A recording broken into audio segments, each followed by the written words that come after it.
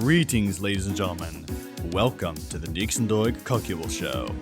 My name is Nëïgsëndöïg, the namesake for this here podcast. For those of you coming from KHHA 94.7 in Arcata, California, welcome to the Floss Nightmare. Anyway, as we all know by now, a lot of people are seeing the results of my little break from podcasting and doing some shenanigans on YouTube.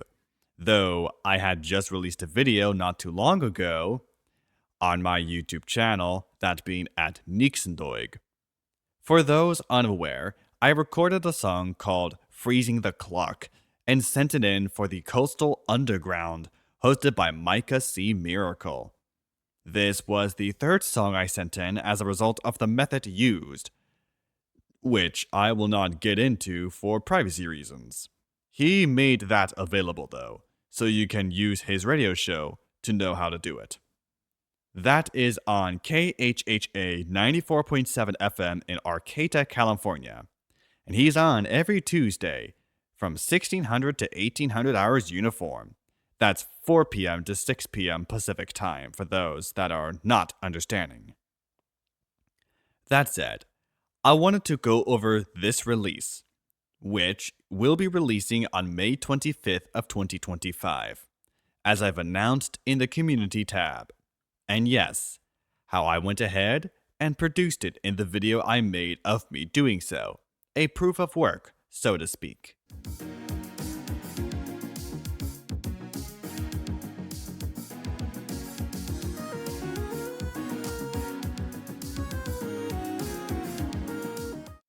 Now, this started when I sent in my piece called Don't Think, Just Roast, which had a reference to time in it. Only one though. Micah didn't see that and rejected it. Good thing I was inspired to pull a Ben Jordan, who you may have known as the Flashbulb previously, keep my mouth shut, and just make a synthwave track, which is what Freezing the Clock is. I even had gone ahead and sent in a statement introducing it, essentially, so I'll go ahead and read the full statement now, which he didn't read the last 2 lines of it. Sometimes that happens. By the way, Micah, you did a great job doing it justice. I have set my bar so low. This is fine and dandy. The statement reads something like this. Do you ever feel the desire to just slow down time? Whether it be for yourself to focus on what you're doing, or for your loved one who just wants to hold you close. Do you ever have the urge to just go about the cessation of forward movement? Do you ever think about freezing the clock? While it is still unreleased, I will be taking the proper necessary length of time to determine its release. I hope to make it something special once done properly on YouTube and Wavelake. Yeah, that's basically what I wrote, verbatim. While Micah was the first to do it, I let him know that I would be releasing it at a different time. After using the method I described in my bonus episodes, which I am working on another one for this week, the date I announced the release for Freezing the Clock was done for that reason alone. Anyway, let's go into the production process, as you may have watched in the video from last week.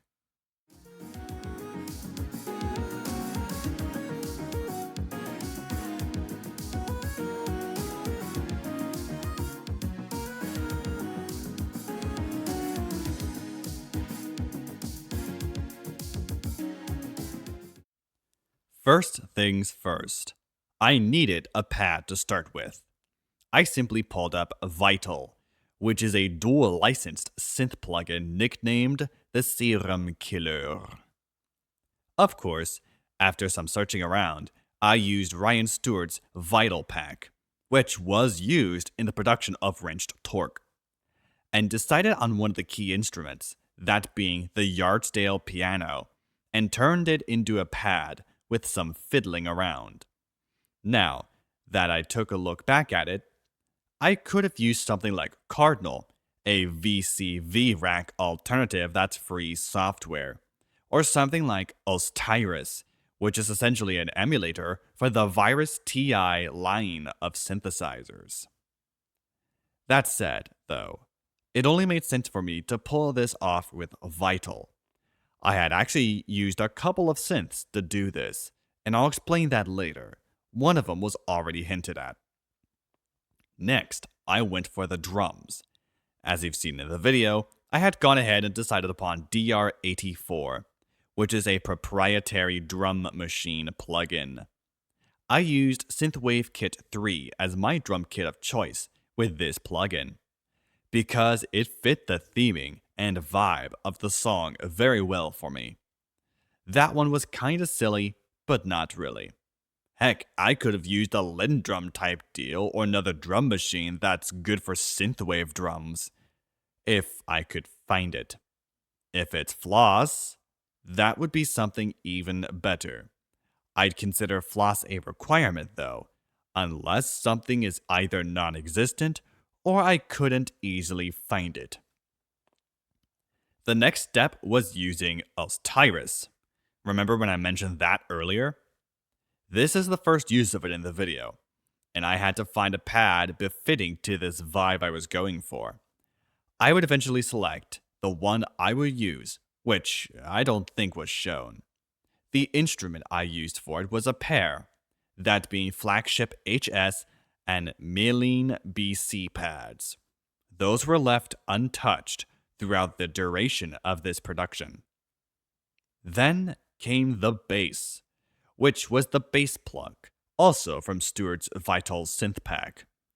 I would then layer the bass plug with the Dyno ARP HS instrument in Osiris. The pads and bass instruments were double layered, just to ensure I was doing this right. EDM production is easy, but it requires a lot of instruments. I like to keep things simple here, as I normally do. Next, the lead, which is extremely important. I used the multi-feature in Osiris, which essentially allows you to use multiple instruments, making some decently complex stuff if done right. In my case, I used 3 of them, those being Getty Lead M-AT, Rodan M, and Melodica AT, to get the lead sound I wanted, though I tried to ensure you could get all the instruments for the lead. I didn't do that great of a job in the final result, but that doesn't really matter, as I'm still learning how to professionally mix despite my headset.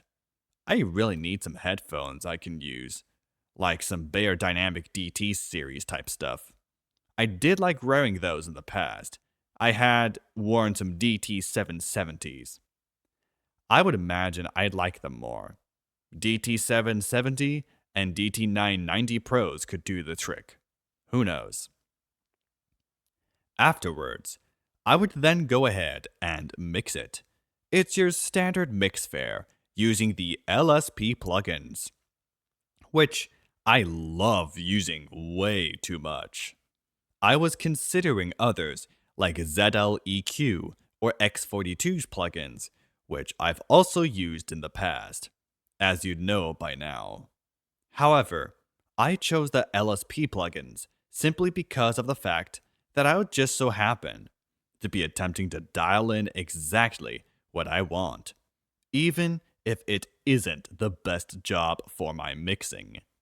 I'm very simplistic with my mixing techniques, but it works just the same, personally speaking.